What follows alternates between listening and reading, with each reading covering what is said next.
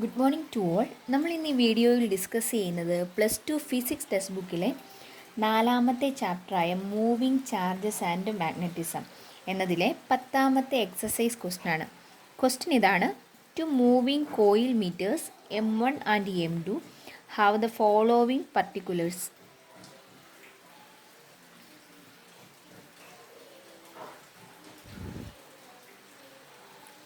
R1 is equal to 10 ohm, N1 is equal to 30, A1 is equal to 3.6 into 10 raised to minus 3 meter square, B1 is equal to 0.25 Tesla. R2 is equal to 14 ohm, N2 is equal to 42, A2 is equal to 1.8 into 10 raised to minus 3 meter square, then B2 is equal to 0.50 Tesla. Spring constant are identical for the 2 meters. Determine the ratio of current sensitivity and voltage sensitivity of M2 and M1. ഇതാണ് ക്വസ്റ്റിനകത്ത് തന്നിരിക്കുന്നത്. നമുക്ക് നോക്കാം ഇതെങ്ങനെ ചെയ്യുമെന്ന്. ഇതിൽ പറഞ്ഞിരിക്കുന്ന 2 മീറ്ററുകൾ, 2 moving coil മീറ്റേഴ്സാണ്. അതിനെ M1 M2 എന്ന് വിളിച്ചു. M1ൻ്റെയും M2ൻ്റെയും ചില വാല്യൂസ് നമുക്ക് തന്നിട്ടുണ്ട്. Resistance, number of turns, area, magnetic field എന്നിവ തന്നിട്ടുണ്ട്. സ്പ്രിംഗ് കോൺസ്റ്റൻറ്റ് ഐഡൻറ്റിക്കൽ ആണെന്നും പറഞ്ഞിട്ടുണ്ട്. അങ്ങനെയാണെങ്കിൽ കറണ്ട് സെൻസിറ്റിവിറ്റിയും വോൾട്ടേജ് സെൻസിറ്റിവിറ്റിയാണ് ചോദിച്ചിരിക്കുന്നത്. എങ്ങനെ ചെയ്യാൻ പറ്റുമെന്ന് നോക്കാം.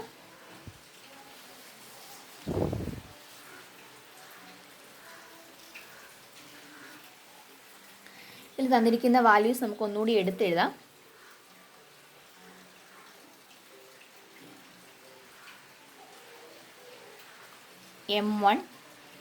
M1ൻ്റെ കേസിൽ തന്നിരിക്കുന്നത് R1 is equal to 10 ohm, N1 is equal to 30, A1 is equal to 3.6 into 10 raise to minus 3, then B1 is equal to 0.25 tesla എന്നാണ് തന്നിരിക്കുന്നത്.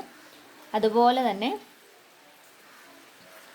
M2ൻ്റെ കേസിൽ R2 is equal to 14 ohm, N2 is equal to 42, A2 is equal to 1.8 into 10 raise to minus 3, then B2 is equal to 0.50 tesla. ഇത്രയാണ് തന്നിരിക്കുന്നത്. Spring constant identical ആണെന്ന് പറഞ്ഞിട്ടുണ്ട്. അതായത് K ആണ് spring constant. ഒന്നാമത്തെ മീറ്ററിൻ്റെ K1 എന്നും രണ്ടാമത്തെ മീറ്ററിൻ്റെ K2 എന്നും കൊടുത്താൽ അത് രണ്ടും ഈക്വൽ ആണെന്ന്, രണ്ടും സെയിം ആണെന്ന് പറഞ്ഞിട്ടുണ്ട്. So which is equal to K എന്ന് കൊടുക്കാം. ഇനി നമ്മളോട് ചോദിച്ചിരിക്കുന്നത് കറണ്ട് സെൻസിറ്റിവിറ്റി, വോൾട്ടേജ് സെൻസിറ്റിവിറ്റിയാണ്. കറണ്ട് സെൻസിറ്റിവിറ്റിയുടെ ഇക്വേഷൻ നമുക്കറിയാം.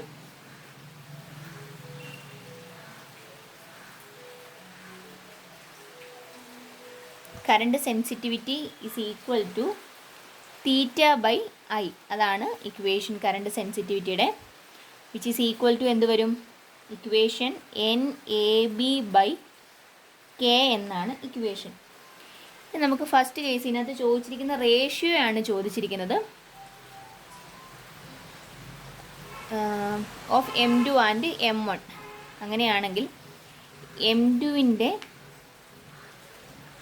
കറണ്ട് സെൻസിറ്റിവിറ്റിയാണ് നമ്മൾ എടുക്കുന്നതെന്ന് വിചാരിക്കാം. θ/I of M2 is equal to എന്ത് വരും? N2 A2 into B2/K. അതിന് ഇക്വേഷൻ നമ്പർ 1 എന്ന് കൊടുത്തു. Then θ/I current sensitivity of M1 is equal to N1 A1 B1/K എന്ന് കൊടുത്തു. Equation number 2. നമ്മളോട് ചോദിച്ചിരിക്കുന്നത് M2/M1 ആണ് ചോദിച്ചിരിക്കുന്നത്. സോ ഇക്വേഷൻ നമ്പർ 1/2 ചെയ്ത് നോക്കാം.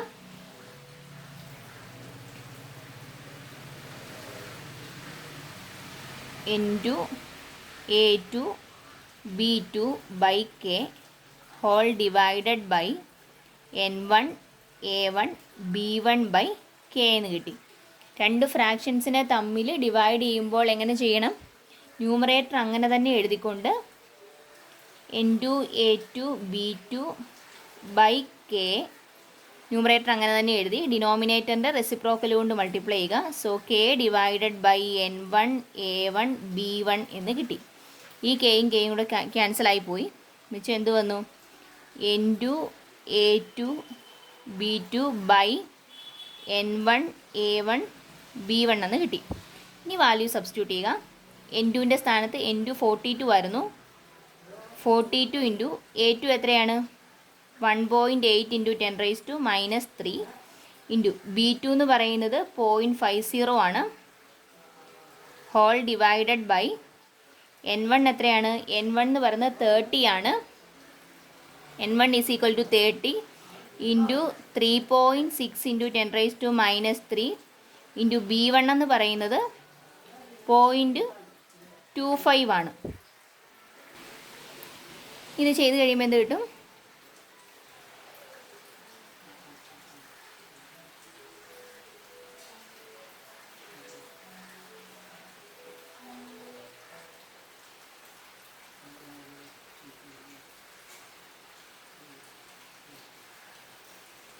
മൂന്ന് കൊണ്ട് വെട്ടുന്നു. 7/5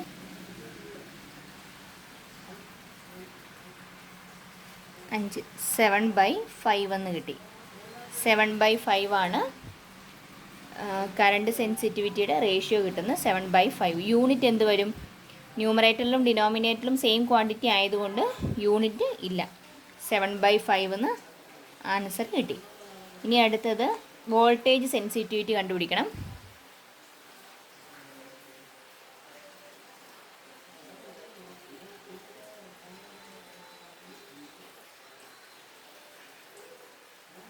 വോൾട്ടേജ് സെൻസിറ്റിവിറ്റി θ/V ആണ്.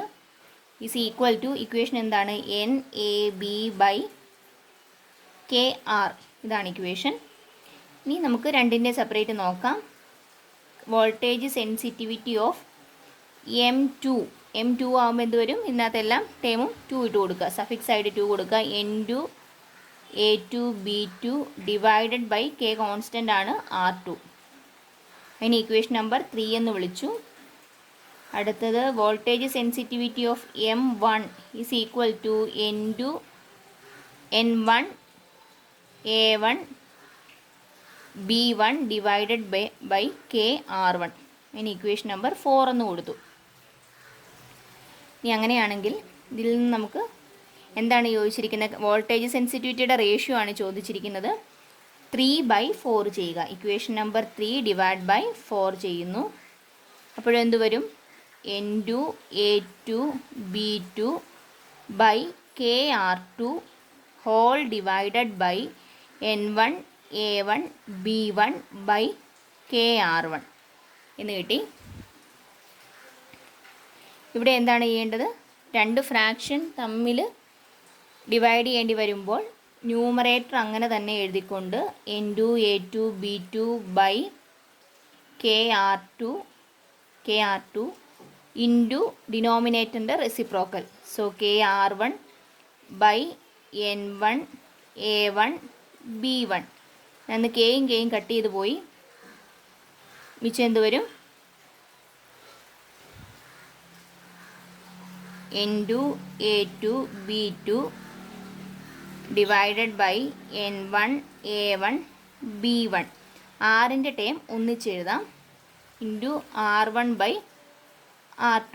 ഇതിൽ നമുക്കറിയാം ഇതെന്താ? ഇത് കറണ്ട് സെൻസിറ്റിവിറ്റിയുടെ റേഷ്യോ ആയിരുന്നു. അത് എത്രയാണെന്ന് കിട്ടിയിട്ടുണ്ട്? 7/5 എന്ന് ഓൾറെഡി ചെയ്തിട്ടുണ്ട്. സോ 7/5 അങ്ങനെ തന്നെ എഴുതി. ഇൻറ്റു R1ൻ്റെയും R2ൻ്റെയും വാല്യൂ എത്രയാണ് തന്നിരിക്കുന്നത്? R1ൻ്റെയും R2ൻ്റെയും വാല്യൂ തന്നിരിക്കുന്നത് R1 10ഉം R2 14ഉം ആണ്. ഇവിടെ എന്ത് വരും? R1ൻ്റെ സ്ഥാനത്ത് 10 കൊടുക്കുന്നു. R2ൻ്റെ സ്ഥാനത്ത് 14.